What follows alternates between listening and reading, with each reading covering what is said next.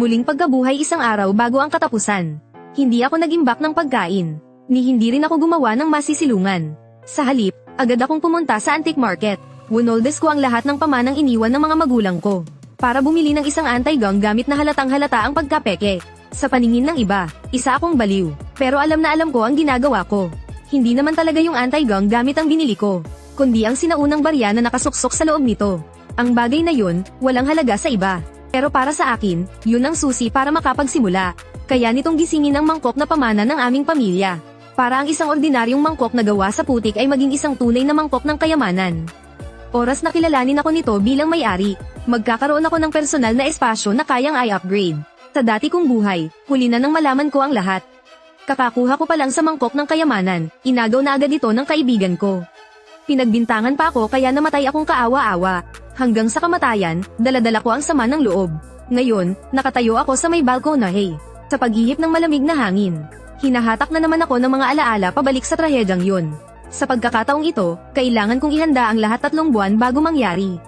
Pagkalipas ng 3 buwan, sisubog ang isang napakalakas na solar flare. Tatama ang isang electromagnetic pulse, at babagsak ang mga satellite. Lahat ng electronic device ay titirik. Kasunod nito, hihina ang araw. Biglang babagsak ang temperatura sa buong mundo sa mahigit negatibong 50 degree. Magiging dambuhalang yelo ang mga syudad dahil sa mga blizzard. Halos lahat ng may buhay ay mamamatay sa ilalim ng yelo. Pagbalik sa bahay, binuksan ko ang safe. Sa loob nito, nakalagay ang isang napakapangkaraniwang mangkok. Lubak-lubak, kahit paano mo tingnan, hindi ito mukhang mamahalin. Pero partikular itong binanggit ng tatay ko sa kanyang huling habilin. Doon, ang akala ko ay nag-uulyanin na siya. Hanggang sa nagamit ko ito sa dati kong buhay. Doon ko lang naintindihan, ito pala ang mangkok ng kayamanan. Para mapaganya ito, kailangan ng isang partikular na susi. Yung sinaunang barya na may espesyal na disenyo.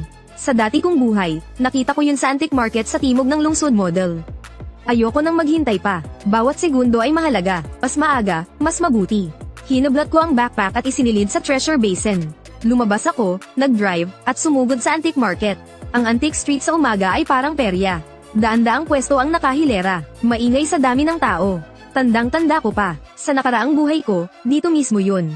Dito namin ni Joheng napulot ang lumang barya na yun. Pero ang hindi nawawala rito ay ang mga lumang barya, pinaghalong totoo at peke. Kailangan kong isa-isahin at pitikin ang mga dulo. 2 oras na akong naghahanap, pero hindi ko pa rin makita yung ganoong disenyo. Pagkatapos kong magtanong-tanong, saka ko lang nalaman. Tuwing weekend lang pala ng umaga naglalabas ng pwesto dito sa kalye. At paiba-iba pa ang mga tindero. Biglang bumigat ang dibdib ko. Kung palalampasin ko ngayon, sa susunod na weekend ko na ulit masusubukan. Kapag naantala pa to, malaking bentahe ng pagkabuhay ko ulit ang mawawala. Nakita kong malapit nang magsara ang mga pwesto. Kinailangan kong pigilan ng kaba at magpatuloy sa paghahanap. Kalansing ng kalansing ang mga tansong barya habang hinahalongkat ng mga daliri ko. Hindi ko may pahinga ang mga mata ko kahit isang segundo. Buye, biglang may sumigaw mula sa likod ko na parang tumatawag ng kaluluwa. Agad na lamig ang tingin ko. Kumalat ang kilabot sa dibdib ko. Kahit mamatay ako, hindi ko makakalimutan ng boses na yan. Si Joheng mula junior high hanggang senior high, turingan namin ay parang magkapatid. 8 taon kaming magkasamang nagtiis sa katapusan ng mundo. Ang hayop na nagbenta sa akin sa huli pinigilan ko ang pagnanasang pumatay. Humarap ako at nagpanggap na kalmado. Joheng, anong ginagawa mo rito? Lumapit si Joheng na nakasuot ng suit. May mapanuksong ngiti sa mukha. Yan din dapat ang itatanong ko sa'yo. Ang top student, nag-a-antics na rin pala. Sinulyapan niya ako, puno ng inggit ang mga mata niya. Doon ko lang napagtanto, sa nakaraang buhay ko, sa mga panahong ito, ayaw na pala niya sakin. Sinagot ko na lang siya ng basta-basta. Nabalitaan ko kasing masaya rito. Namamasyal ngayong weekend, nagpapalipas lang ng oras. Di kalayuan, may biglang pinagkaguluhan. Nakipagsiksikan ako sa mga tao para makita kung ano yun. Sa unahan, may isang binatang nasa 20 anyos na talsik pa ang laway sa kasisigaw. Habang iwinawasiwas ang isang lumang barya sa kamay niya. Hoy, matandang hakluban. Pinatingnan ko to kahapon. Sabi nila, isa lang daw tong bagong gawang palamuti. Tapos ang kapal ng mukha mong ibenta sa akin ng 100,000. Dapat ibalik mo ang pera ko ngayon. Pag hindi, tatawag ako ng pulis. Ang may-ari ng pwesto ay isang matandang lalaki na nakasuot ng magaspang na damit. Nanginginig ang mga kamay niya. Totoong pamana pa yan sa amin. Hindi kita niloloko. Ang mga nakikiusyoso ay parang nanonood lang ng libreng palabas. Lumapit si Joheng Ling at Ulong. Madalas mangyari ang ganitong eksena rito. Ayon sa patakaran dito, pag nabili na, bawal nang ibalik. Kung noon to nangyari, matagal nang bagbog sarado yan. Unwritten rule, yan sa mundo ng mga antik. Pag nakabili ka ng peke, kailangan mo na lang tanggapin ang pagkatalo mo. Isipin mo na lang na parang nagbayad ka ng tuition fee. Pero nang matitigan kong maigi ang lumang barya, bigla akong napaseryoso. Ito na yon ang disenyong kayang magbukas ng treasure basin. Huminga ako ng malalim. Humakbang ako palapit. Sinubukan kong gawing casual lang ang tono ng boses ko. Brad, pwedeng patanjin yan. Mahilig kasi akong mangolekta ng mga kakaibang barya. Kung gusto mo nang ipasayan, pwede kong saluhin. Pagkasabi ko noon, agad na may nagbulungan sa paligid. Tanga ba tong batang to? Halatang halata ng peke, bibilhin pa. Duhaw pala ang pangalan ng binata. Nang marinig niyang may sasalo, agad na nagliwanag ang mga mata niya. Agad niyang isiniksik sa kamay ko ang lumang barya. Mukhang napakabago ng lumang barya. May mga nakaukit na kakaibang simbolo. Para siyang token sa arcade. Yung iba, isang tingin pa lang, iiling na at aalis. Hindi ko na iyon pinansin. Bahagyang uminit ang mahiwagang sisidlan sa loob ng backpack ko. Hindi ako nagkamali. Para sa akin, hindi lang ito isang lumang barya. Ito ang kaligtasan ko. Tumingala ako at nagtanong kung magkano. Sinuri ni Duhaw ang buong porma ko. Basta na lang siyang humirit. 150,000, kunin mo na. Kanina lang, tinatanggihan pa niya. Ngayon naman, bigla siyang nagtaas ng presyo. Napapairap na lang ang mga tao sa paligid. Kalmado akong sumagot, 50,000. Nagdilim ang mukha ni Duhaw.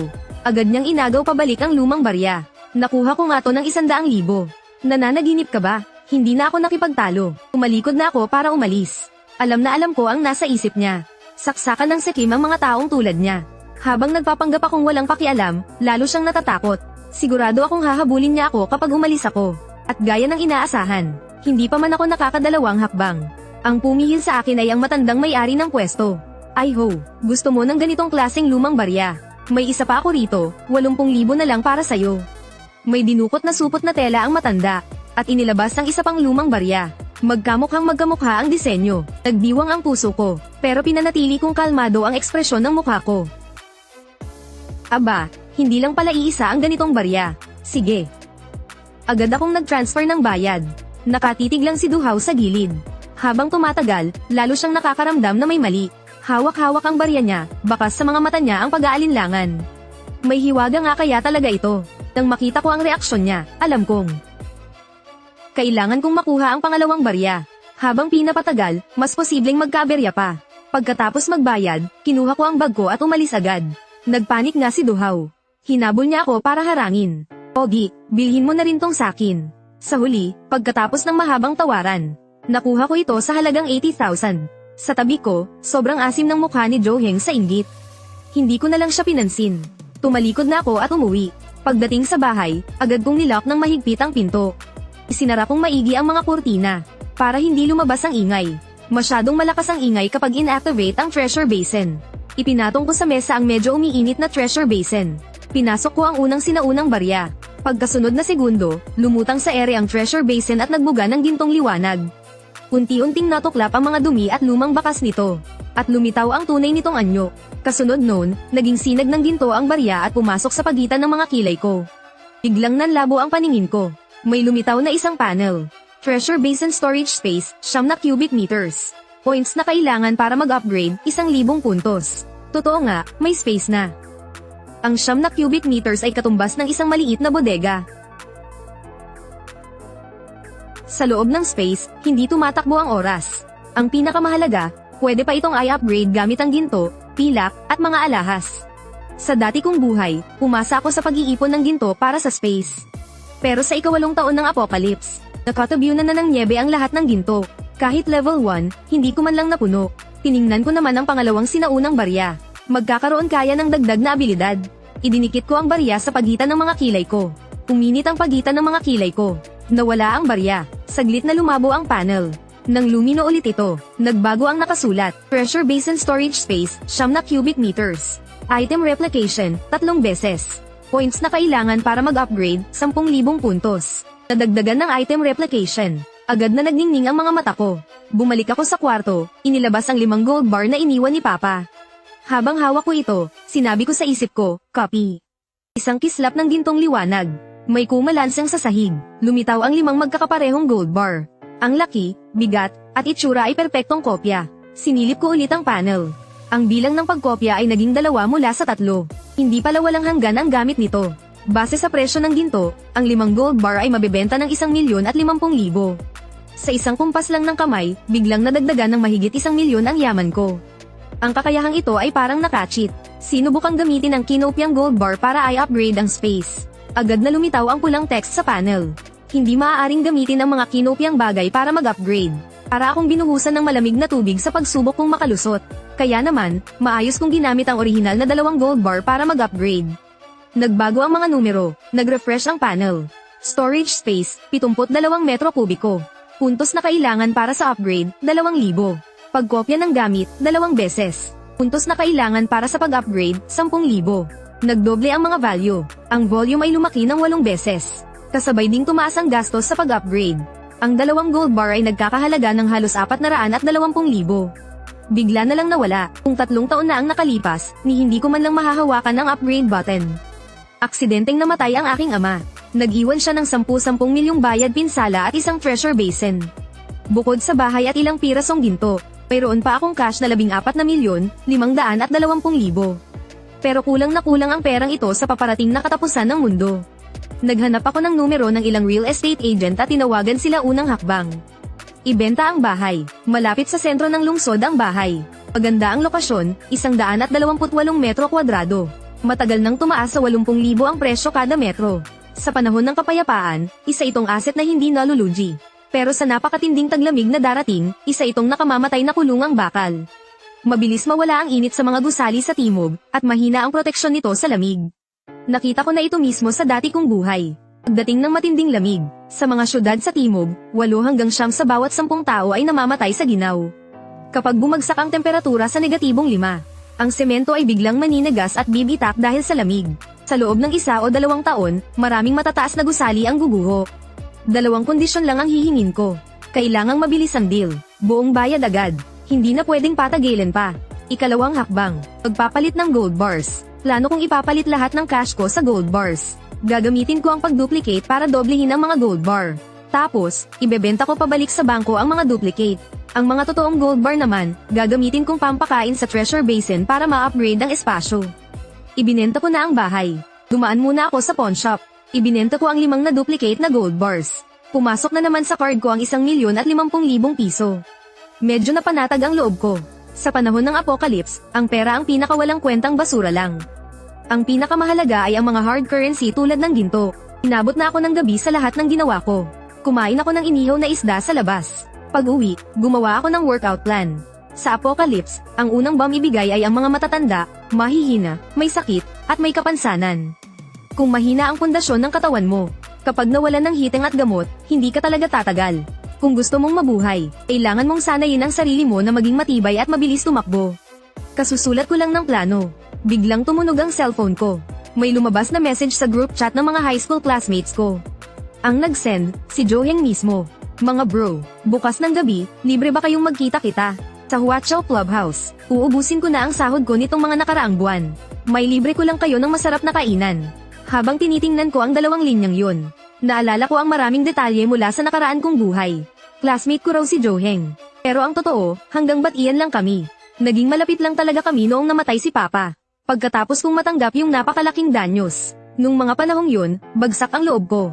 Bigla siyang naging sobrang palakaibigan sa akin. Lagi niya akong inaayang lumabas para daw makapag-relax. Sa tuwing lumalabas kami, laging nagrereklamo si Joheng na wala siyang pera. Sa huli, ako palagi ang nagbabayad. Ngayong iniisip ko ulit, ginagawa niya lang akong ATM. Yung tungkol sa paggastos ko sa antique stall kanina. Siguro na-trigger siya roon, kaya atat na siyang gatasan ako. Isang malamig na ngisi, sige, maniningil muna ako ng interes. Kinabukasan, nag-morning exercise ako gaya ng dati. Pagkatapos mag-ehersisyo, gumawa ako ng listahan ng mga supply. Masyadong maraming bagay ang kailangan para sa isang napakalamig na apocalypse. Base sa karanasan ko sa dati kong buhay. Headlamp sinulat ko lahat ng kaya kong maisip. Pagsapit ng hapon, umupa ako ng 1,000 metro kwadradong bodega. Ang buwan ng upa, 60,000. Pantabing lang ang bodega. Isa rin itong pansamantalang base. Dadalhin muna ang mga supply sa bodega. Habang walang nakatingin, ililipat ko sa space ko. Kung iuuwi ko ng paunti-unti araw-araw, masyadong madaling mapansin ng mga kapitbahay. May maliit na kwarto ang bodega. Plano kong lumipat doon sa mga susunod na araw. Halos magdidilim na nang matapos kong ayusin ang mga supply. Sa group chat, minamadali na ako ni Joheng na umalis. Nagpetex-petex muna ako hanggang mag-aalas 8 bago pumunta sa Huachao Clubhouse. Sa private room, halos lasing na sina Joheng, Wang Lei, at Tang Yao. Nang makita ko ni Tang Yao na pumasok, nagningning ang kanyang mga mata. Namumula ng bahagya ang mukha niya, kumapit siya sa braso ko. Kuya Ye, bakit ngayon ka lang? Ang tagal nating hindi nagkita. Namiss mo ba ako? Matamis ang itsura niya, at maputi ang balat. Kung makatingin sa lahat, parang in love na in love. Pero alam kong ganyan siya sa lahat ng mga pinopormahan niya.